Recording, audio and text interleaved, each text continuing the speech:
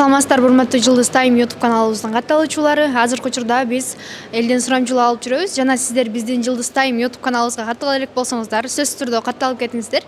Сиздердин кызматыңыздарда мен Айша Байсакова болмокчумун. Саламатсызбы? Саламатсызбы.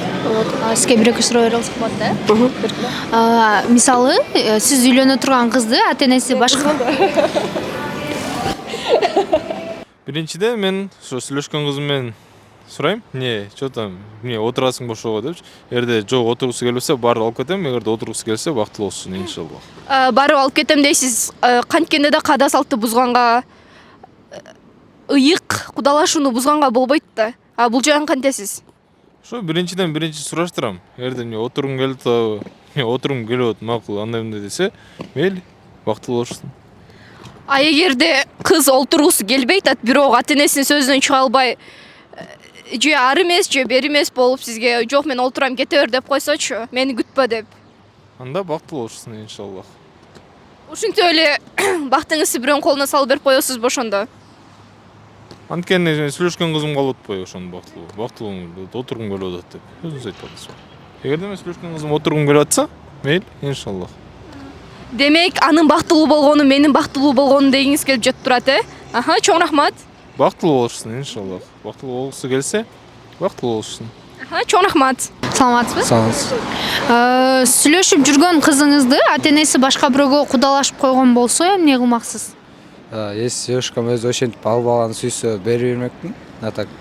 Жок, мисалы сиз аны менен сүйлөшүп жүрөсүз, бирок деген ата-энеси уже аны башка бирөөгө кудалашып койду да, ата-эне сүйлөшүүлөрү болду. Ошондо эмне кылыш керек? Ал ата-энеси менен барып сүйлөш керекпи же кызды ала качып кетиш керекпи? Мисалы ала качып кеткен нерсе да бар да азыркы учурда. Ала качып кеткен биздин мыйзам менен болбойт да. Ата-энеси менен бир саат сүйлөшүп көрүш керек. Сүйлөшүп калган, может ошо болуп кетип болбойт. Билесиз. Эгерде ошондо ата-энеси макул болбой койсо, үйлөнбөй коесузбу ошол кызга? Жашоошундай болот. Жок, эгер ал кызды өзүңүз сүйүп атсаңыз. Сүйгөн адамды эле кое берип туруш керек да. Кое берип туруш керек? Ошондой ойлойсузбу, Чоң Чоң рахмат. Саламатсызбы? Саламатчылык. Азыркы учурда байке мисалы ала качууга болгон көз карашыңыз кандай, сиздин көз карашыңыз? Ала качууга, конечно, туура эмес.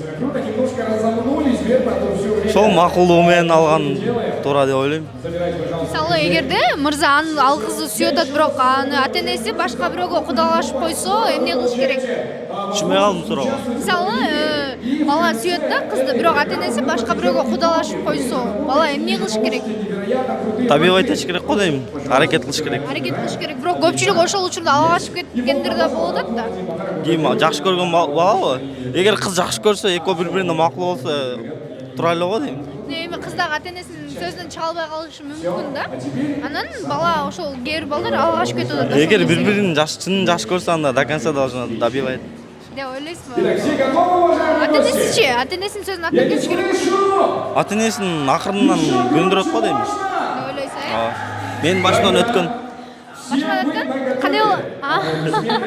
Кандай болду ошо? Башында баары эле каршы болот, анан акырын көндүргөн болот да, түшүндүрүпчү. Көндүргөнсүздөр да, анда чоң рахмат, бактылуу болуңуз байке.